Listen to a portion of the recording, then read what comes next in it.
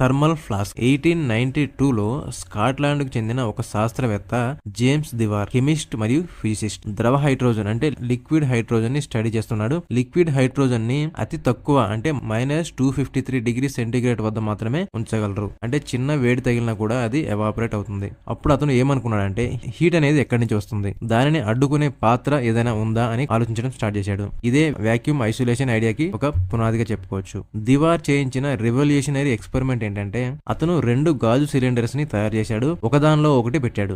మధ్యలో ఉన్న స్పేస్ లో పూర్తిగా వ్యాక్యూమ్ చేయడం జరిగింది. ఇన్సైడ్ సర్ఫేస్ కి సిల్వర్ కోటింగ్ పెట్టాడు. ఎందుకంటే హీట్ రిఫ్లెక్షన్ కోసం. హీట్ కండక్షన్, కన్వెక్షన్, రేడియేషన్ 3 కూడా పూర్తిగా రిడ్యూస్ అయ్యాయి. అతను ఆశ్చర్యపోయాడు. లిక్విడ్ హైడ్రోజన్ చాలాసేపు కోల్డ్ గా ఉంచింది. అతను దానికి దివార్ ఫ్లాస్క్ అని పేరు పెట్టడం జరిగింది. ఇది మోడర్న్ థర్మాస్ కు ఒక పునాదిగా చెప్పుకోవచ్చు. దివార్ ఒక మహా శాస్త్రవేత్త అయినా కూడా బిజినెస్ మరియు మార్కెటింగ్ లో అతని జీరో అని చెప్పుకోవచ్చు. ఎందుకంటే అతని ఫ్లాస్క్ ఇన్వెన్షన్ గురించి తెలిసిన ఇద్దరు జర్మన్ గ్లాస్ మేకర్స్ ఏం చేశారంటే ఇదే ఫ్లాస్క్ ను ప్రజలు టీ మరియు కాఫీ లేదా సూప్ ఈ టెంపరేచర్ ని ప్రిజర్వ్ చేయడానికి వాడొచ్చు కదా అని ఆలోచించి అప్పుడు దివార్ యొక్క డిజైన్ ను కమర్షియల్ ప్రొడక్ట్ గా మార్చి పేటెంట్ చేసుకున్నారు. సో వాళ్ళు ఏం చేశారంటే 1904లో వాళ్ళు తమ ప్రొడక్ట్ కి క్యాచీ పేరు పెట్టడం జరిగింది. అదే థర్మోస్ ఫ్లాస్క్ అంటే double glass wall, vacuum isolation, light weight, strong, heat సుమారు 10 నుంచి 20 గంటలు హీట్ ని రిటైన్ చేయడం, కోల్డ్ కూడా రిటైన్ చేయడం జరిగేది. ఇది యూరోప్ మరియు అమెరికాలో ఒక్కసారిగా ఒక భూమిగా మారింది. దీంతో ప్రపంచంలో భారీ స్పందన రావడం జరిగింది. హైకింగ్ చేసే వాళ్ళకి, long travellers, office workers, schools, soldiers, hospitals, scientific lab వీటన్నిటిలో కూడా విస్తృతంగా వాడడం జరిగింది. 1910లో